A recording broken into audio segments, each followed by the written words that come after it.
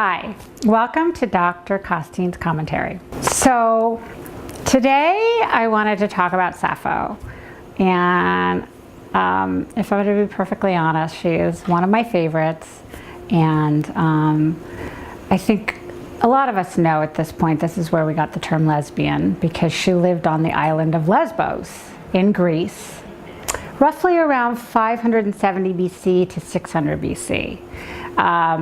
And she was an amazing woman.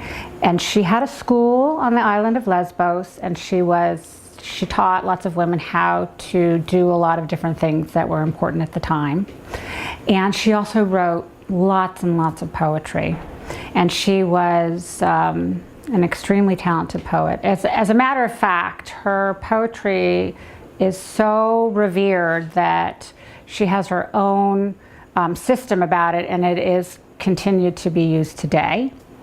What is really interesting about Sappho, even though we know, a lot of us know that the term lesbian came from her through the island of Lesbos, is that most of her poems were love poems towards women.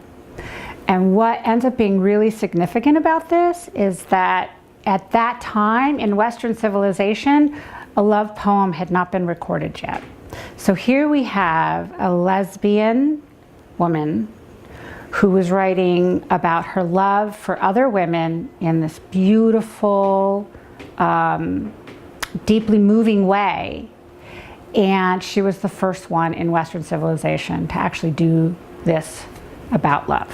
And what was really interesting about Sappho is that Plato called her the 10th Muse. So there was already in the Greek culture these 9 muses, and he added her significance and what she contributed to civilization at this point as the 10th Muse.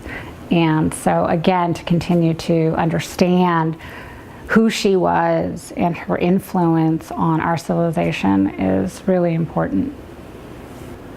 So again, when we're talking about LGBT history, it's so important that we know in our community, and that the dominant culture also know, that a lot of LGBT people have had significant influence on Western civilization, and yet it's not taught yet. So it's really a passion of mine to get this information out there, because it really helps build self-esteem when we know how much a part we've been of our own civilization's making, and how it's been so impactful in general, and that we've actually, our ancestors have been made that happen, helped make that happen. So I really encourage you to look up some of her poems. I'm going to be listing some of her poems on my website, so be sure to check back and look for those. They're beautiful. One of the sad parts about it is a lot of her poems have been destroyed, but we do have some very important ones today, and I suggest you look them up. They're amazing to read.